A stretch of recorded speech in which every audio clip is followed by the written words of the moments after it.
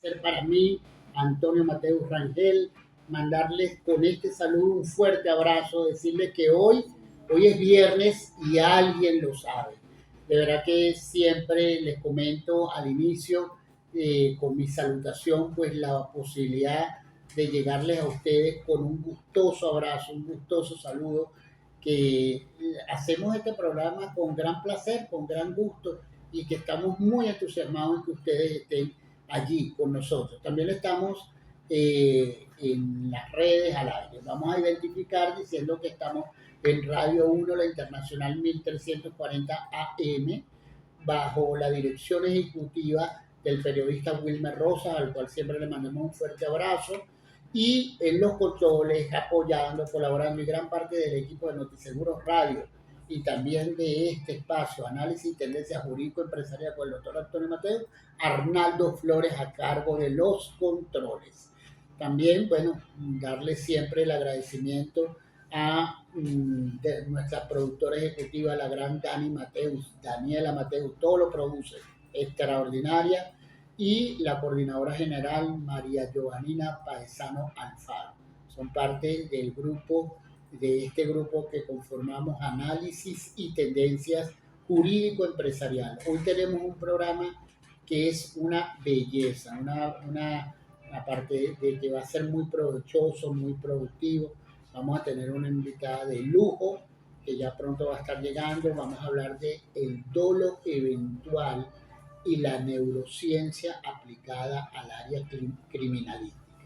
La neurociencia aplicada al área criminalística, al área delictual. Vamos a hacer un gran programa con una gran invitada que vamos a tener el día de hoy, la doctora Rebeca Hernández, que pronto va a estar con nosotros. ¿Ah? Enrique, perdón. La doctora Rebeca Enrique, perdón. Rebeca Enrique va a estar con nosotros. Pero antes vamos, como todos los programas, a ir con análisis, vamos con afinando valores, perdón, con el espacio afinando valores. Apáguenme los celulares, solamente estén pendientes porque si no me desconcentra aquí y nuestra gente se confunde. Eh, por favor, vamos con afinando valores. Tienen una musiquita por ahí que nos va a ayudar y hoy vamos a hablar del valor respeto. Imagínense ustedes qué importante es esto. Esta canción la conseguí para darle fondo a Afinando Valores y hoy hablando del respeto. La canción está muy rica, después se la voy a dejar un ratico para que la oigan. ¿Y de qué trata el respeto? El valor del respeto. Yo digo que el respeto es un límite, pero es una consideración, pero es una empatía. Es difícil definir el respeto que no sea con sinónimos, que no sea hablando de la conducta simpática que tienes con el otro, de la conducta empática que tienes con el otro, y entendiendo que la empatía es saber lo que siente el otro con lo que tú haces o dices. Ese límite, pero un límite amable, porque también el respeto es amabilidad, es consideración, es concientización. Es decir, ¿qué va a pasar si yo doy este paso adelante? ¿Cómo puedo yo no perjudicar al otro con esto que yo estoy haciendo? De eso se trata el respeto, de saber que el valor de los límites tienen un valor que nos interesa a todos. Así como cuando usted compra una parcela en una urbanización y lo primero que pregunta es, mira, pero eso está parcelado, ¿verdad? Es decir, eso tiene unos linderos. Es decir, lo que yo voy a comprar, donde yo voy a vivir, voy a tener una reja, una pared, un muro divisorio. ¿Por qué? Porque yo quiero tener una privacidad, yo quiero tener respeto en mi marco, en mi cuadradito, yo quiero tener un respeto. Bueno, cada uno de nosotros somos ese cuadradito, pero entender que nosotros lo somos, pero también los demás tienen ese pedacito cuadrado, el cual usted no puede vulnerar y respetarlo. Usted tiene que ser consciente, usted tiene que ser empático, usted tiene que pensar antes de hablar o decidir, sopesar cada una de sus actuaciones, y eso le va a permitir que usted pueda tener los límites suyos y también tener los límites de los otros. allí el respeto es donde se realza. Yo muchas veces he dicho que el respeto es profundamente seductivo. Es decir, cuando usted ve a una persona respetuosa, una persona que respeta sus límites, que respeta su espacio, que deja que entiende su forma y manera, pero que también es entendido por usted para con esa otra persona, en ese momento usted se siente seducido. Tú dices, oye, ¿cuántas veces no hemos escuchado, oye, esa persona ese señor es una dama, haciendo el sinónimo de dama a lo respetuoso que es? Ese caballero es una dama, o ese señor es o lo contrario, esa dama, qué belleza de dama y el trato de esa dama. Y todo eso seguramente se traduce, más allá de una belleza física, más allá de lo literal de la palabra, se traduce en una persona profundamente respetuosa. Entonces, vamos a dejar que suene un poquito la canción, que está bien chévere, y próximamente estamos entonces ya con el programa. I'm looking. Voy a ver.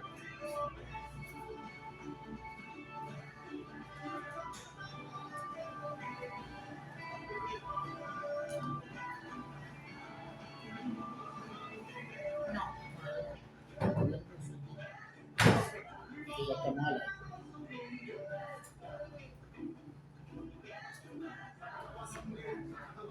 ¿Dónde tiene la cámara? ¿Dónde ve la cámara? Ajá, ¿qué tal la canción? ¿Cómo les pareció ese tips que dimos? Ustedes saben que todos los programas siempre, mira, desde que arranqué este proyecto con Notiseguros Radio, que aprovecho de dar los créditos de Notiseguros Radio. Acuérdense que Notiseguros Radio sale a través de Radio Una Internacional 1340, pero nuestro director ejecutivo y editor en Notiseguros Radio es el gran Rafael Ares Palma, una persona de profundo amor y cariño y respeto, hablando a propósito del respeto del área aseguradora, que siempre está dando un poco más y cada vez más, y ha llevado adelante estos programas que están de lunes a viernes todos los días a la 1 de la tarde, que es de Notiseguros Radio. Así que, y los viernes tenemos este espacio de análisis y tendencias jurídico-empresariales, en los cuales tratamos todos los temas que tienen que ver con el área jurídica, pero de una forma analítica, de una forma de conciencia, de experiencia, de una manera de que pueda ser mucho más digerible. Es decir, nuestra idea es que todos aquellos que el sector financiero de seguros que nos escuchan a través de el recurso humano en las empresas de seguro y todos aquellos que nos escuchan por Radio 1 La Internacional puedan entender que el área jurídica es desmenuzable, es potable, que a todos nos interesa saber de leyes, conocer de leyes, de su razón de ser, de su lógica y cómo emplearla. Y en eso estamos siempre nosotros en este espacio, y también unir pues todo lo que hacemos nosotros con el área de seguros, ¿ok? Entonces, bueno, estamos esperando a nuestra invitada, deben tener algún tipo de retraso con la cola, está lloviendo por algunos lados, la doctora Rebeca Enríquez. La doctora Rebeca Enríquez, autora de, bueno, tiene 2 hijos de papel, ¿no?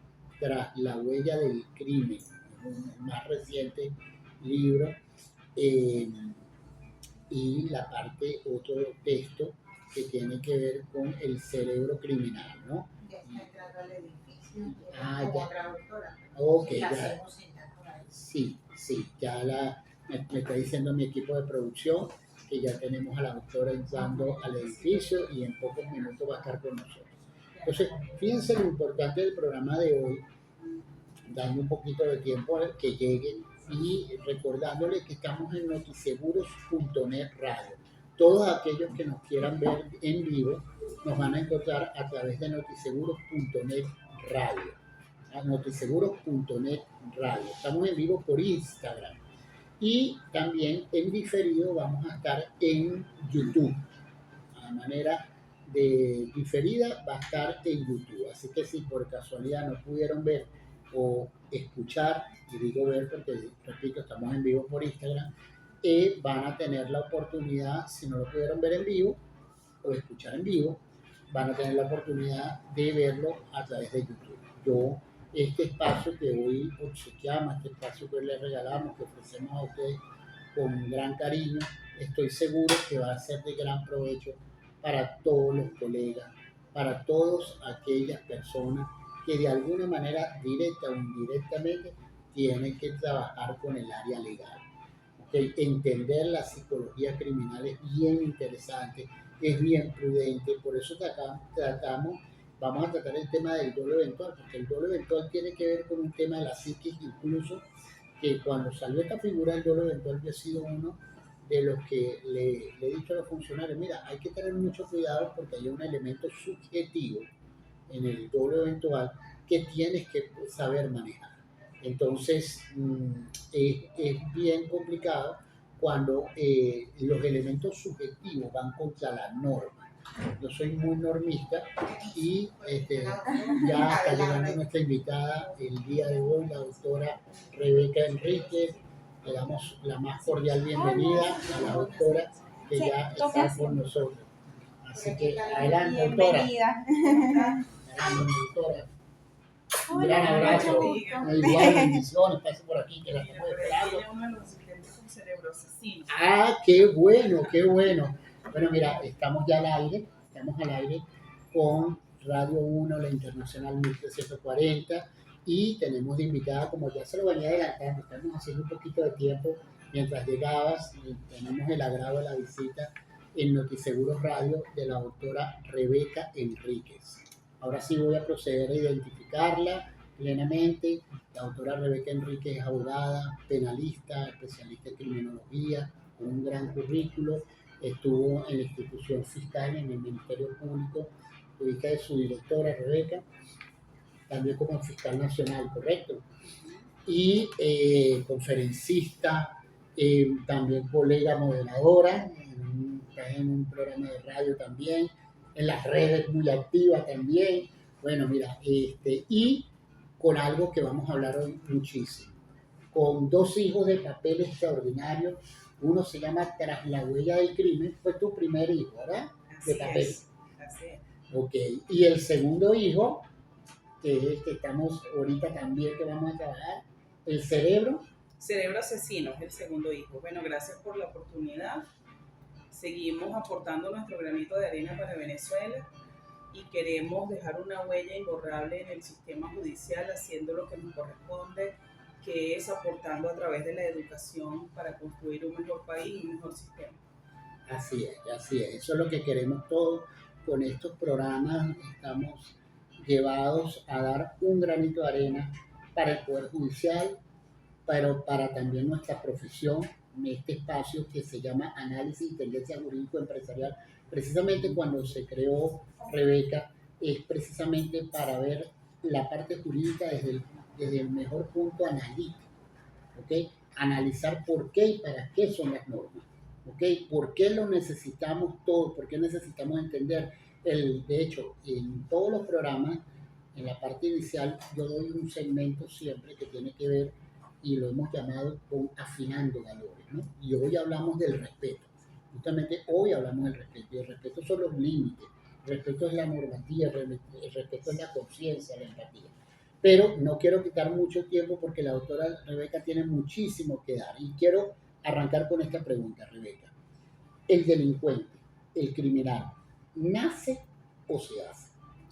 Bueno, hemos determinado en nuestro libro, a través de la investigación, del análisis, que el delincuente se hace, porque aunque nace, mucha gente con predeterminación a delinquir, no necesariamente son delincuentes.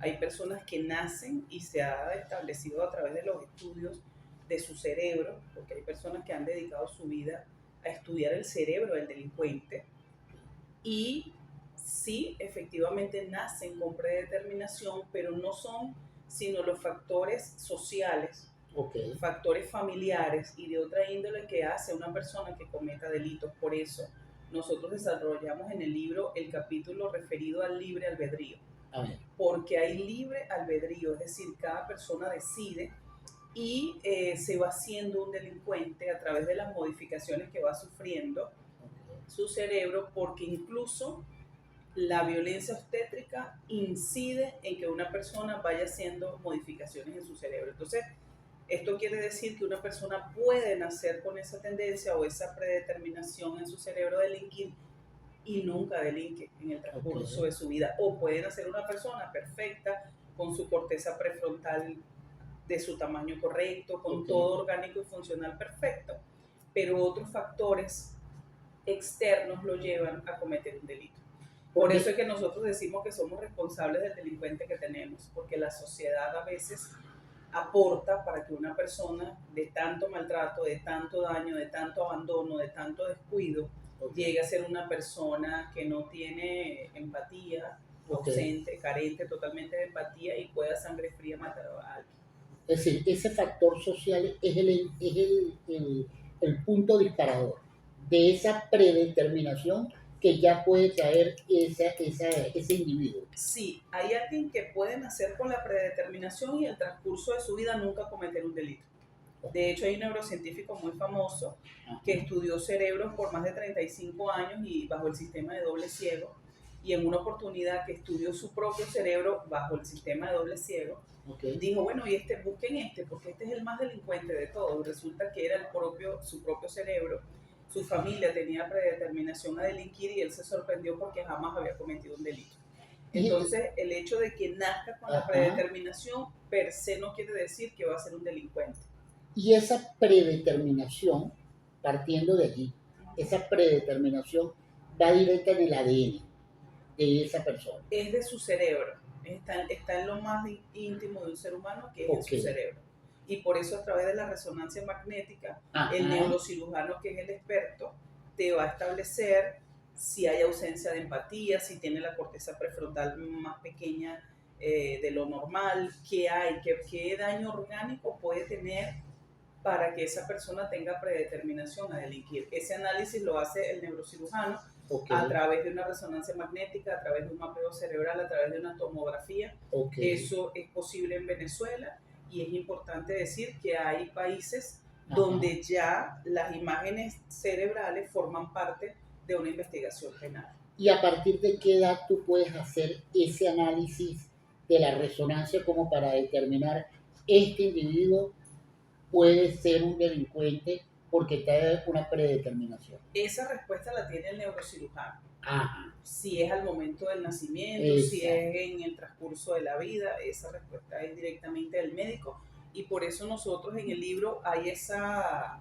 dupla Oh, de él como neurocirujano que la practica y yo como abogado que te puedo decir cómo se puede usar en el sistema judicial y por ok, qué nosotros en Venezuela no estamos de acuerdo con la teoría del determinismo, porque hablamos del libre albedrío y por qué sería un caos social que nosotros dijéramos que todos los seres humanos nacen delincuentes y que todos los seres humanos nacen con predeterminación a delinquir, porque entonces si eso fuera así y ujú, orgánicamente nosotros naciéramos para delinquir, bueno, ¿cómo hiciera el Estado? claro, Porque entonces todos seríamos culpables, aquí sería un todo contra todos. Sin de acuerdo. embargo, hay personas que usamos el sistema límbico, que sabemos gestionar las emociones, que no porque en la calle haya violencia nosotros terminamos siendo violentos, nosotros sabemos los límites y respetar a los seres humanos y Ok. eso pasa porque hay libre albedrío. Tú sabes y decides qué hacer con las emociones. Claro, porque lo grave de eso, Rebeca, es justamente lo que decías y toca el tema de las generalizaciones, ¿no?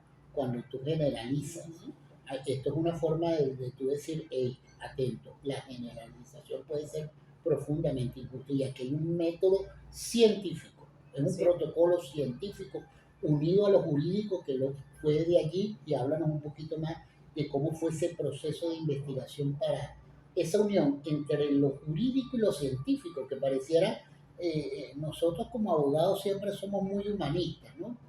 Profundamente humanistas, estamos en nuestra columna vertebral, estamos los humanistas y normalmente los científicos no están muy cerca de nuestro, exceptuando áreas como la medicina forense, por supuesto, que sí se ha unido mucho a la parte legal. Pero ¿cómo fue esa unión de esa investigación para el texto?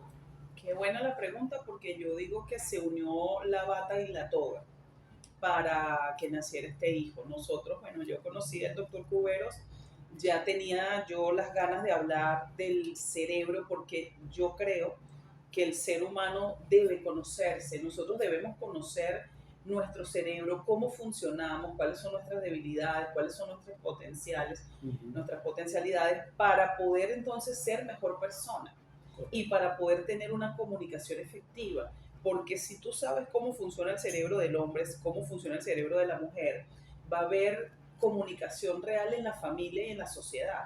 Entonces yo tengo años hablando en mis talleres de oratoria sobre la comunicación efectiva, sobre cómo piensa el hombre, cómo piensa la mujer, el hemisferio cerebral, la corteza prefrontal, y de todo esto vengo hablando de la neurooratoria.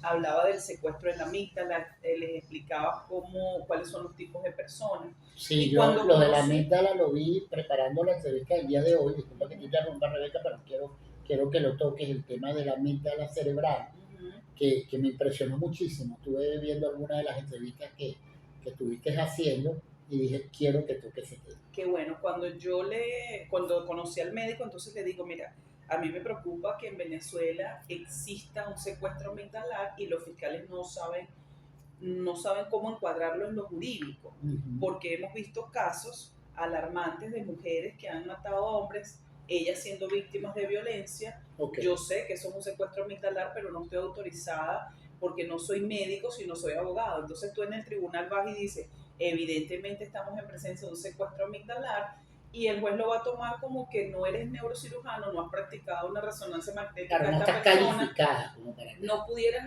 alegar sin probar. Exacto. Entonces, cuando yo le hago esta referencia al doctor Cuberos, él me dice, wow, primera vez que conozco a una abogada que entiende el mismo idioma, porque desde mi tercer año de la carrera, me dice él, yo quería hablar con alguien que supiera de esto para poder crear algo juntos, porque yo veo lo que tú estás diciendo desde mi punto de vista médico, pero como soy médico, no soy abogado, no lo puedo llevar al área judicial, porque él lo ve, ha tenido contacto, por supuesto, con todas las personas que ha evaluado, porque él es neurocirujano, pero médico forense también, porque él fue el que creó el área neurocientífica allí en el CENAMEF, esa división. Y entonces imagínate, yo con ganas de decir lo que sé del secuestro amigdalar sin poderlo decir porque no soy médico, y él como médico queriendo advertirle al juez, mira, esta persona tiene una patología, yo lo vi. Entonces no podíamos hacerlo.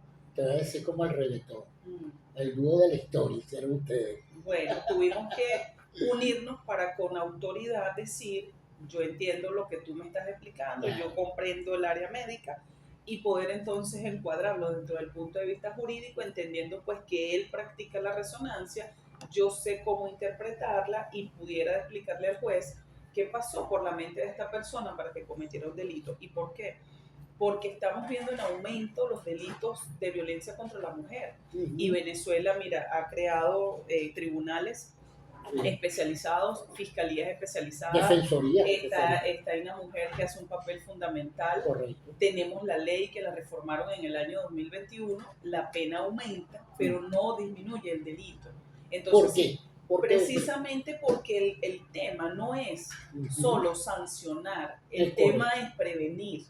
¿Y cómo previenes si no sabes que a través de la neurociencia tú puedes establecer perfilación para comprender cuál delincuente tengo frente a mí? Claro, porque cuando retrotraemos, me detengo ahí y voy al principio de tu exposición, Rebeca. Decías, viene predeterminado, pero el ambiente social es el disparador. Es decir, el hecho de que tú tengas una predeterminación por este tema que estamos hablando científico, no quiere decir que lo vayas a hacer. Es el disparador social. Una de las cosas que yo siempre he conversado, ¿no? y a mí me gusta muchísimo, más que la parte, yo no soy de esos abogados que la parte científica no se me da tanto como se te da a ti, y qué bueno que haya colegas como tú que están en este punto, pero sí la parte social, ¿no? Yo lo uno mucho con la parte social, y yo le he dicho a mis hijas y a mi entorno del equipo de trabajo, le digo, mire, una persona, y lo voy a poner en el caso de Venezuela, en nuestros peores momentos de criminalidad fuerte, tuvimos. Y una persona que se para a las 6 de la mañana porque vive en un barrio, que a veces tuvo que dormir en el piso porque había tiroteo, que se para a las 3, hace su comida, después a las 4 de la mañana va a ir a la parada, ¿no? A esperar su jeep para poder salir de allí. Y entonces resulta que también tiene que tener la cartera amarradita porque pasaban la gente con las motos, Sí. unos delincuentes con la moto y le arrancaban el celular o la cuestión. Bueno, mire, usted resume todo eso en un aspecto profundamente violento. Entonces, esa persona a las 8 de la mañana, cuando llega a trabajar, oye, ya viene de un entorno violento, viene canalizada sobre una violencia social que le es propia y que de verdad yo admiro muchísimo a todas estas personas que han estado en ese entorno y han luchado muchísimo para no contaminarse, para no disparar cualquier elemento de violencia producto de que todo su entorno es violento. Claro, fíjese que yo siempre tratando de aportar a Venezuela, siempre en las actividades hablo de la gestión de las emociones. Porque, ¿qué sucede? Que esos detonantes que usted habla de violencia, si no se gestionan bien, van a parar a la persona más débil. Porque esta persona que puede venir con toda esta afectación y no gestiona la violencia con quien lo asumió, entonces lo paga con el mensajero, con el vigilante, con su hijo, con su esposa. Cuando llega a casa, de hecho yo le doy clases a los funcionarios y siempre hablo de la gestión de las emociones, porque ellos están en un ambiente difícil, porque son funcionarios policiales, hostil, y llegan a la casa y ¿qué pasa con la familia? Porque ¿quién los enseña a gestionar? Fíjate que usted está hablando de la violencia que puede ocurrir en un sector popular. Por poner un y ejemplo. Es importante que las personas sepan que los primeros 7 años de vida son fundamentales, porque si la persona ha sufrido violencia, solo va a conocer y va a responder desde el cerebro reptiliano. Y eso permite que las personas siempre respondan desde la violencia, no usan el sistema límbico, no respiran, no tienen algo bueno que aportar, sino responden siempre con grosería, de manera violenta, y cuando tú tratas de hablarle te dicen yo soy así, nadie me va a cambiar. Entonces ese yo soy así, nadie me va a cambiar, cuando tú haces un análisis de esa persona, lo que hay es violencia desde que nació hasta sus primeros 7 años de vida. Es lo único que tienen para ofrecer, es lo que tienen guardado, almacenado. Es ecosistema, en eso es que ha estado. Y el trabajo que uno hace es difícil porque siempre son los primeros que levantan la voz. Tú vas a hablar con cariño y ellos no responden con cariño, sino que creen que los están acusando de algo y te dicen que la calle es una selva de cemento. Entonces tú a veces estás preguntando, solo preguntando, y ya ellos creen que estás afirmando y que lo estás señalando. Claro, porque siempre lo señalaron de niño, siempre hubo esa afectación, y como no ha sanado y como no sabe que existe el sistema límbico, no sabe respirar, pensar y dar una mejor respuesta. Entonces, cuando uno está preparado, ya uno ha vivido eso, ya uno sabe respirar, ya uno sabe contestar bonito, ya uno sabe que yo tengo que gestionar esta emoción con quien me la generó de la mejor manera posible. Correcto. No siendo pasivo, sino siendo determinado y decir, no me gusta esto que estás haciendo.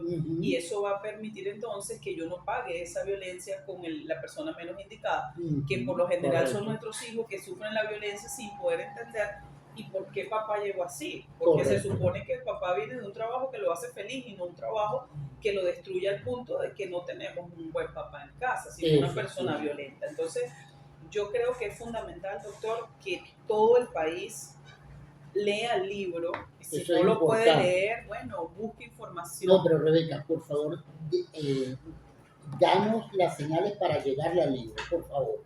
A tus dos textos, porque los dos son maravillosos. Fíjense, ya este libro, Cerebro Asesino, se encuentra en las mejores librerías del país. ¿Están viendo las redes? Con la buena noticia de que pudimos utilizar ya en la aplicación Cachea, disponible, bueno. Sí, está disponible para toda Venezuela. Las personas pueden adquirirlo, irlo cancelando poco a poco, bueno, porque el venezolano también necesita ese apoyo. Claro que sí. Y no sientan que no vale la pena leer, que es un desperdicio, que voy a invertir dinero en esto, porque este libro puede salvar vidas, puede salvar adolescentes, puede salvar a mujeres, porque si ustedes conocen cómo funciona la amígdala cerebral, si ustedes conocen dónde se almacenan los recuerdos que nos han movido como seres humanos y aprenden a usar el sistema límbico, aprenden a defenderse y aprenden a defender a sus hijos y a enseñarlos, vamos a tener una sociedad más sana. Eso Yo es creo que muy todas las importante. personas tienen que leer el libro. Claro. Fíjate, doctor, nosotros en el libro, en el capítulo 1, nosotros desarrollamos ese capítulo 1 como si el libro fuera, como si nuestro cerebro fuera una máquina del tiempo. Okay. Nosotros lo hicimos dinámico para que las personas puedan leerlo de manera sencilla, digerible, para que pueda leerlo cualquier adolescente y comprenda, porque nunca nos han hablado de nuestro cerebro. La gente habla de métodos de aprendizaje, pero nadie sabe de qué manera puedo comprender esta lectura o cómo está constituido nuestro cerebro, cuál es la parte, si hay un daño funcional orgánico, sino que nos acostumbramos a decir, ay, parece que está enfermo. Rebeca, Y hay médicos por ahí, o alguien que te da, pero este tiene pinta de loco. Rebeca, Pero, y dime lo siguiente. Allí, en el capítulo del cerebro que está, el punto que estás tocando, decíamos, hay una predeterminación, se dispara con aspectos sociales, o se puede disparar con aspectos sociales. Pero voy al contrario ahora. Dímelo al contrario, Rebeca. Una vez que se han disparado estos aspectos delincuenciales, delictuales, ¿ok? Y que tengo una, o en paralelo, la pregunta va en paralelo, o tengo aspectos sociales que me puedan disparar esto y de alguna manera puedo presumir que tengo una predeterminación porque mi papá fue tal o cual cosa, puedo yo revertir esto. Es decir, hay la posibilidad como ser humano para revertir este aspecto que pueda tener yo o que pueda haber caído yo en algún momento. Sí, fíjate que es importante hablar de la neurorehabilitación. Esa neurorehabilitación, por supuesto, se hace, existe. En Venezuela no está proscrita desde el punto de vista científico, sino desde el punto de vista legal. Es decir, nosotros en Venezuela, atendiendo a la dignidad del ser humano, no pudiera el juez decir, bueno, esta persona cometió un delito y ahora vamos a neurorehabilitarlo para mejorar y que él se incorpore a la sociedad. Eso sí está proscrito. Okay. No es posible en Venezuela someter a una persona a exámenes médicos sin su consentimiento. Correcto. Y no es una pena accesoria, no se puede. Pero desde el punto de vista científico, las personas interesadas perfectamente pueden buscar ayuda con un neurocirujano. Existen en Venezuela muchísimos. Okay. El doctor Omar Cuberos es el mejor porque es el único que habla de neurociencia y sabe cómo incorporarlo en Venezuela al sistema judicial, pero no es el único. Es decir, si usted sabe que tiene esta condición y está o la presume, consciente o la presume por su actitud, por algún evento que lo haya marcado, o porque un padre, un abuelo fue delincuente, perfectamente puede buscar neurorehabilitación. Y a mí me encantaría que eso sucediera porque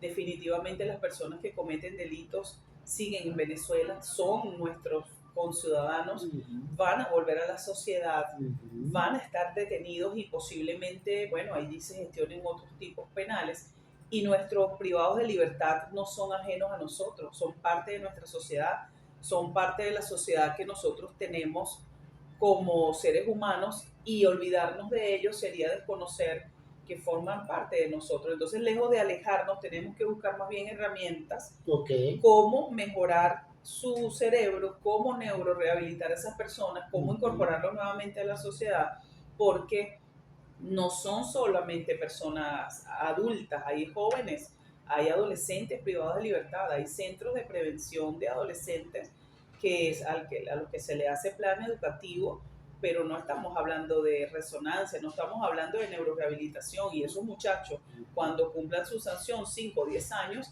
vienen a la sociedad y vienen como no han estudiado. Exacto. Han cometido delitos. Hay uno que puede ser víctima de un secuestro amigdalar, viene a la casa. ¿Qué hace la mamá con ese delincuente?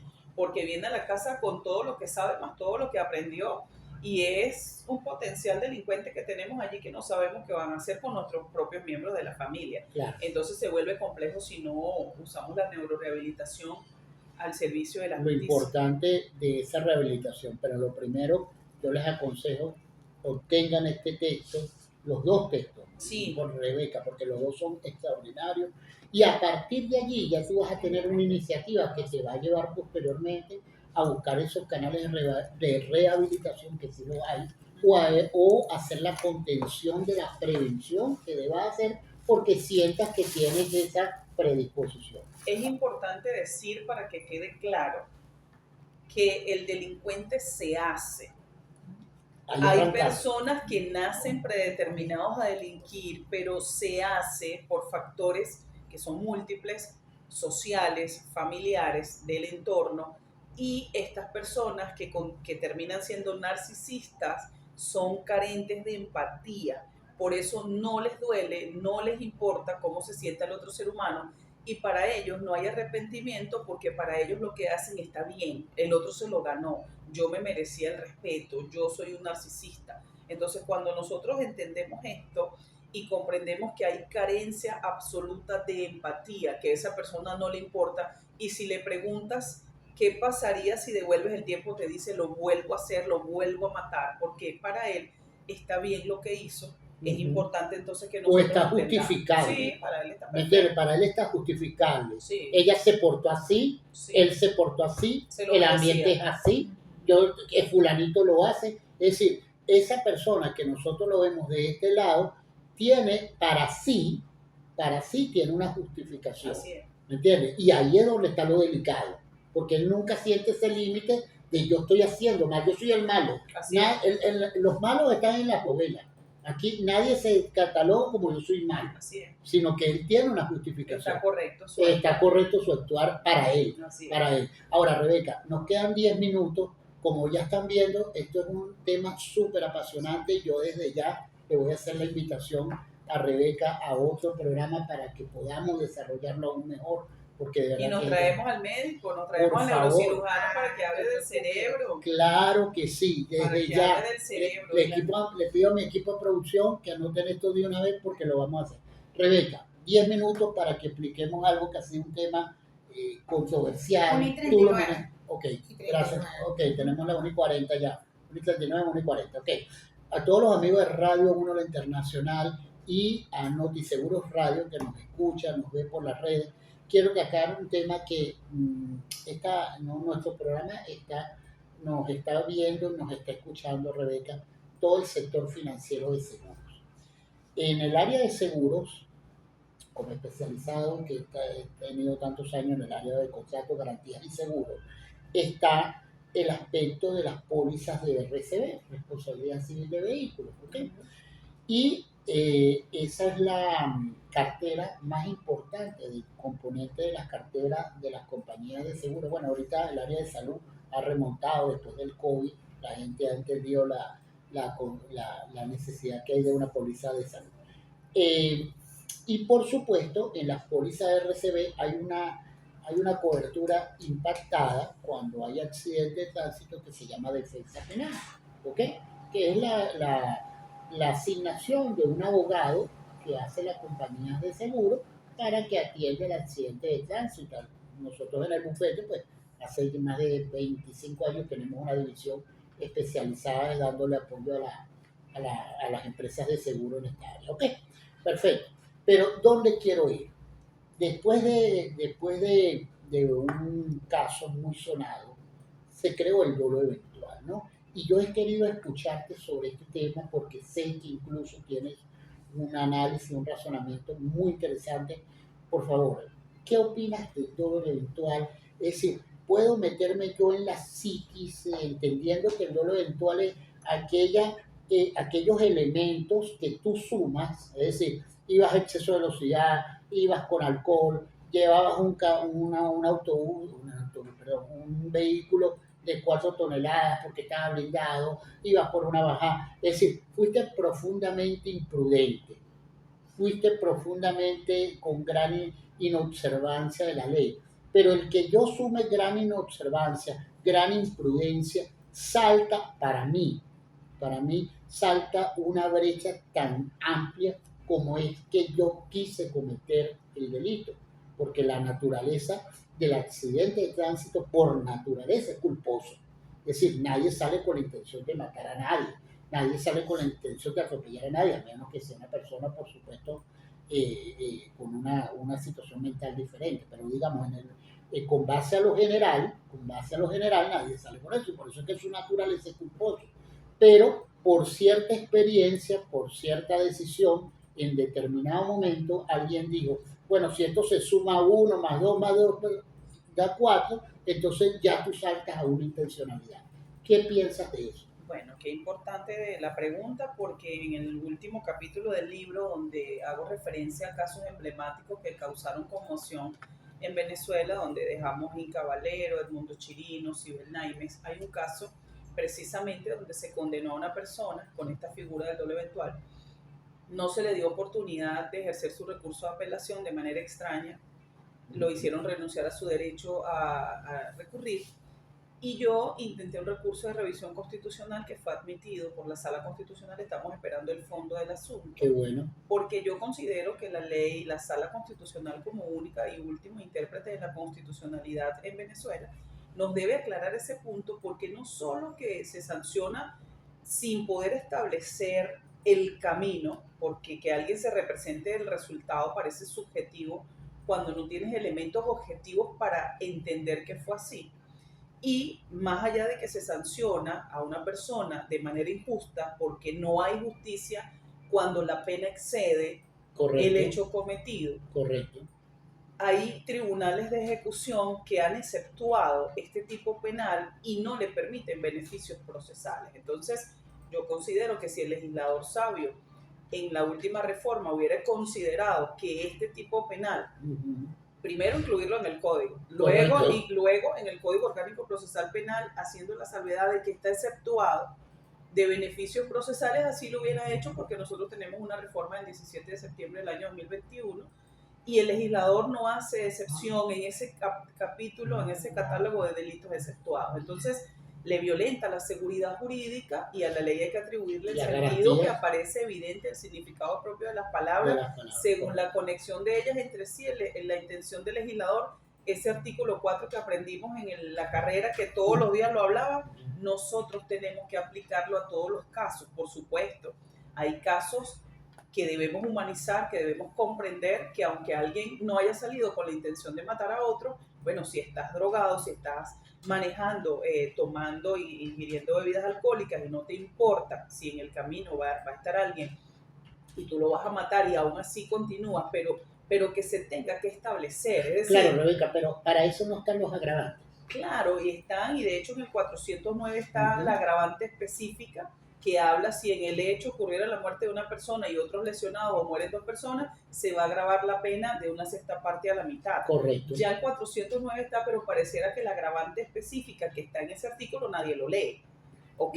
Y más allá de eso, ni siquiera vemos, y es importante decir, que en los casos donde hacen referencia a que alguien estaba ingiriendo bebida alcohólica, ni siquiera establecen el grado de alcohol. Ni siquiera. No hacen a veces marcas de frenado. O sea, es simplemente alegar sin probar. No, iba a exceso de velocidad. Y queda como un hecho cierto y probado porque lo haya dicho determinado. Claro, si tú estableces que iba a exceso de velocidad, entonces estamos hablando de que hubo inobservancia de los reglamentos, porque la ley de tránsito lo establece. Y fuiste imprudente. Pero entonces, eso es un hecho culposo. Pero lo más grave es que a veces hablan de imprudencia, impericia, inobservancia, todo dentro del mismo contexto, sin identificar realmente cuál fue la acción. O sea, ¿qué hice? ¿Que fue imprudente o fue negligente?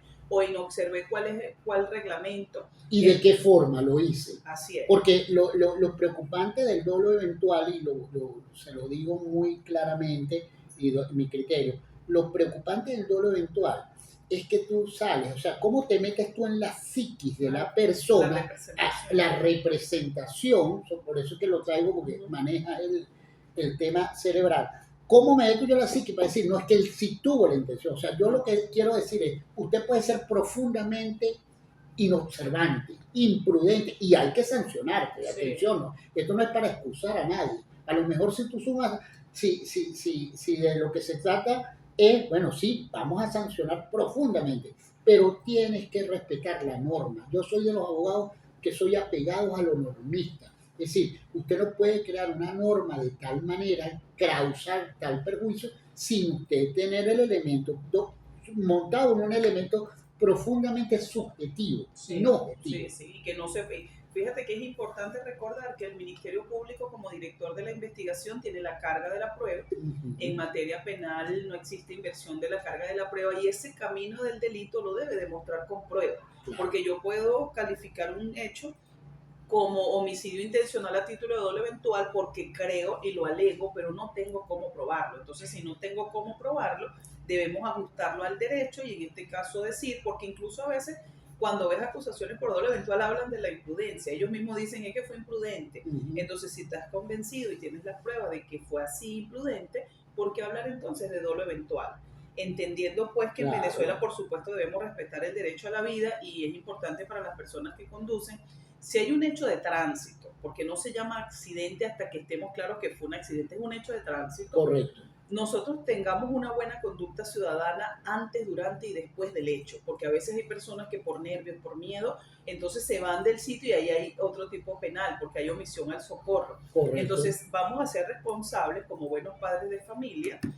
Si en algún momento del camino sufrimos un hecho de tránsito lamentable, vamos a tener una conducta como si fuera nuestra propia familia, porque a veces a mí me ha tocado como representante de la víctima y atribuirle ese delito en virtud de que la acción, la intención de esta persona, una vez que terminó el hecho, fue irse, dejar abandonado allí al motorizado o a la víctima, y eso es contrario a una persona que actúa con los valores y principios que debe actuar un ciudadano en Venezuela. 1:49. Ok, son las 1:49. Acuérdense que estamos en Notiseguros Radio 1340M con esta gran visita que nos honra. Gracias, Rebeca, de verdad que sí, por todo lo que estás otorgándonos, todo el conocimiento que nos están dando. Es importante que mantengamos esto. Sobre todo, este tema del dolo eventual, vamos a estar muy pendientes, Rebeca. Yo te pido que nos notifiques, nos apoyes cuando salga los resultados de lo que has hecho, porque definitivamente yo creo que los elementos sobre los cuales el aspecto jurídico y el aspecto judicial tiene que ser siempre apegado a la norma, ¿ok? Y muy claro está que la norma es objetiva, es decir, objetivo usted tiene que tener pleno probanza, determinada probanza, tener los elementos determinados. No es porque lo diga el ciudadano fiscal. Para mí el ciudadano fiscal tiene todo el respeto. Yo como abogado, como a cargo del bufete hace más de 30 años con la división que tenemos, todo el respeto, como lo tienen todos los funcionarios judiciales. Pero eso, el hecho de que tú seas funcionario no quiere decir, como en el caso del fiscal, usted no tenga que probar. ¿Cómo es que usted me habla de que falleció y no está el protocolo de autopsia de la acusación fiscal? ¿Ok? ¿Cómo es que me dicen, mira, fulano sí falleció de un golpe, un accidente? Nosotros hace poco tuvimos un caso donde el vehículo de nuestro cliente de la compañía de seguros se colió, ¿ok? Se colió, sí, ciertamente se colió, perfecto. Pero el impacto lo recibe el otro vehículo que venía a exceso de velocidad, no pudo evitar el impacto con el vehículo que ya estaba coleado, y en ese vehículo que venía, que impactó al que ya estaba coleado, falleció una persona. Ahora, ahí entra otro agente, la persona no tenía cinturón de seguridad, correcto, y está probado porque la persona que iba con el pasajero, que iba en ese vehículo, sí cargaba el cinturón de seguridad y no le pasó nada. Al conductor sí le pasó. Y el que golpea al otro, que estaba coleado a este, y como yo se lo explico, mire, pero es que así como estaba coleado este vehículo, y examinaremos por qué se colió, y examinaremos si tuvo algún tema de inobservancia, X, Y, Z, pero que tanto contribuyó la gente, ¿verdad? De la gente de la víctima, el hecho de la víctima en este asunto para el homicidio. Es decir, no, es que falleció y eso punto y va para juicio. Bueno, mira, es un poco de esas generalizaciones de las que tú hablabas, Rebeca, que nosotros para depurar la justicia debemos estar muy claros. Bueno, mira, tenemos que despedir ya a las redes sociales. Señores, notiseguros.net Radio, gracias por acompañarnos. Tuvimos con la doctora Rebeca Enríquez, una excelente invitada, y ya desde ya la estamos invitando para otro programa para desarrollar muchísimo más. Atención, por favor, repite para comprarle los libros, para adquirir los libros. Sí, allá. Nuestros libros están disponibles ya en todas las librerías del país. Están en Tecniciencia, Mundo del Libro, Aerolector, Librería Alejandría, todas las librerías cercanas que tenemos en Venezuela, y a través de la aplicación Cachea para que también puedan adquirirlo y van cancelando por parte o a través de nuestro número 0414-403-8591. Vamos a repetirlo, 0414-403. 8591. Estamos ubicados en la avenida Urdaneta, edificio Centro Financiero Latino, en el piso 8, oficina 8. Allí pueden directamente La doctora adquirir tiene su libro. corazón azul todavía. Sí. Tiene su corazón azul. ¿Qué hora tenemos? Y se lo Su llevan corazón azul en una todavía. dedicatoria. 1:52. 1:52, ok. Tiene su corazoncito azul. Ella sabe lo que yo le digo. Sí, claro. Hay una frase, y con esa quiero cerrar a todos mis amigos de Notiseguros Radio y también a Radio 1. Hay una frase que le escuché a Rebeca que me encantó. Y quiero cerrar con eso. Tenemos un minuto para cerrar. El abogado siempre tiene que estar de campaña. Sí, siempre tenemos que estar en campaña, el abogado y el ser humano, por un mejor país, ¿Cómo por es eso, una mejor Rebeca? pareja. Se están por- escuchando toda esa gente política. Sí. Bueno, pero me está quitando No. la etiqueta, ¿vale? No, yo digo que una de las claves que me ha funcionado es estar en campaña siempre, es estar atentos, activos, pararse donde la oportunidad nos pueda ver, siempre porque debemos buscar lo mejor para nosotros y si nos activamos y creemos que lo merecemos y estamos dispuestos a dar lo mejor para recibir lo mejor, siempre va a ser así, vamos a lograr el éxito. Para un titular, allá, podemos revertir el dolo eventual y hacer una fórmula que sea apegada lo más posible al hecho objetivo y a la tipicidad. Creo que más allá de revertir el dolo eventual es realizar una buena investigación con la identificación de los elementos objetivos que llevaron a esa persona a cometer el hecho. Si fue una omisión, establecer de manera clara como fiscal del Ministerio Público qué fue lo que ocurrió, siendo conscientes de que cuando hay un hecho de tránsito que no es querido por la persona, porque nadie sale con la intención de manejar el vehículo, que es un riesgo permitido, a matar a otros, sino que puede ocurrir y cualquiera de nosotros puede ser lamentablemente víctima de un proceso penal o estar inmiscuido en un proceso penal porque ese vehículo que se nos permitió el uso, bueno, mira, se atravesó un motorizado, pasó algo, se atravesó un niño y lamentablemente eso no es lo que quiere el que va conduciendo. Debemos tener claro la teoría de la imputación objetiva, intencionalidad, medio empleado, resultado obtenido. No, el hecho de que tengamos un resultado que es una autopsia porque hay un cadáver no quiere decir que la persona tuvo la intención y que utilizó Claro. un medio idóneo para quitarle la vida. Ni que el Nosotros hecho de tenemos tú- que tener claridad en eso. Ni que Entonces, tú llames el delito homicidio, es lo mismo que el que llegó, armó la pistola y tal y que y sé yo. así lo digo yo en el escrito. O sea, Ujú. no es igual, no podemos darle el mismo tratamiento a alguien que utilizó su vehículo y lamentablemente alguien se atravesó en la calle, Correcto. con una persona que de manera premeditada tiene un arma de fuego, va y le quita la vida a otro con la intención directa de darle un disparo Rebeca, en una región anatómica de su cuerpo. Nos para queda el matarlo. sabor de que tienes que venir, tienes que acompañarnos, de verdad que qué rico ha sido el programa. No fuimos a música porque no, señor, no podíamos interrumpir tan extraordinaria exposición, Rebeca. Para mí ha sido un gran placer. Para Análisis y Tendencia Jurídico Empresarial ha sido toda una bendición que estés con nosotros. De verdad considera esta vitrina también una vitrina para ti, para lo que estás llevando, para el proyecto, para Venezuela, para el Poder Judicial y para nuestra profesión. Para mí, honrado y muchísimas gracias por aquí. 5 segundos para que te despidas. Gracias por la oportunidad. Cada día debemos ser más ciudadanos y menos habitantes.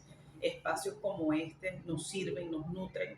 Y yo creo que el venezolano tiene que defender su casa, su patria, y lo defiende con educación, con ser cada día mejor persona y con el respeto absoluto que se debe tener a los demás seres humanos. Bueno, muchísimas gracias. Que pasen feliz fin de semana. Arnaldo, todo tuyo los consoles.